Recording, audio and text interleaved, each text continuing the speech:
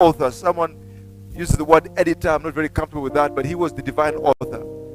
And whether these writers knew it or not, I mean, most of the, in fact, if anything, they did not know that these would be preserved. They were just addressing issues that were affecting particular audiences. And so what we're doing here, and especially this being a church context, and as a pastor, I try as far as possible to keep it as simple as possible. If I only told you what transpired then, I would just be a history teacher. But you are interested to know what is God saying now. And so we are back and forth in the there and then and the here now.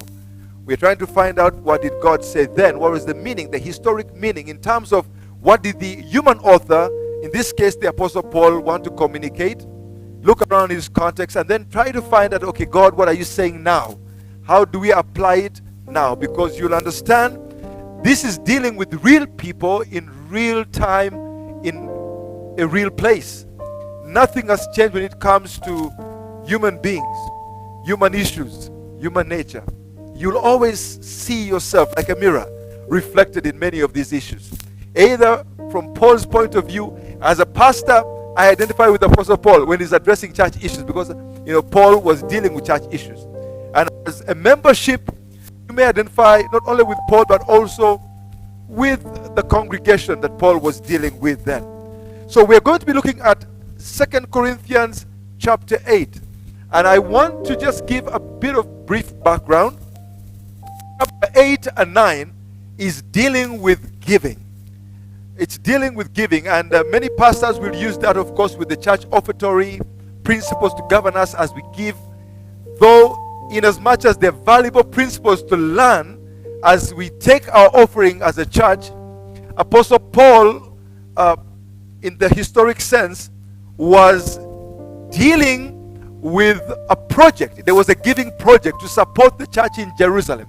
And he was challenging the Corinthian church and trying to use other churches, as we shall be seeing, as a point of reference that they could learn from, and provoking them and giving them some principles to govern that giving in the collection for the church that was struggling in Jerusalem.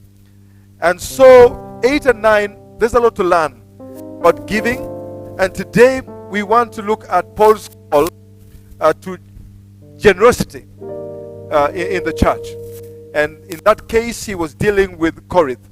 Now you have to understand, before we continue with chapter 8 verse 1, that in Galatians chapter 2 verse 10, when Paul had encountered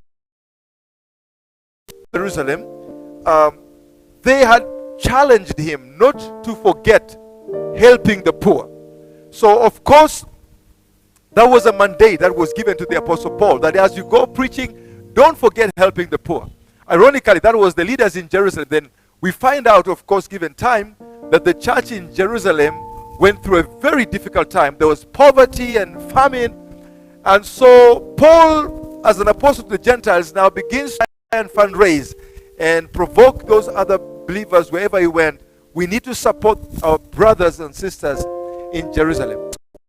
Corinthians chapter 16, before we go down Corinthians 8, let's go back to 1 Corinthians chapter 16 verse 1 and 2. What I want you to understand is that this project of collecting resources to help was began earlier. Paul had provoked them earlier to begin doing that.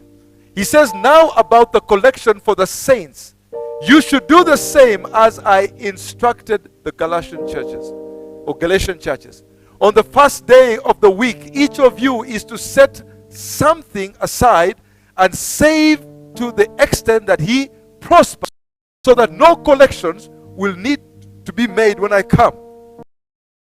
And when I arrive, I will send those whom you recommend by letter to carry your gracious gift to Jerusalem. So Paul had earlier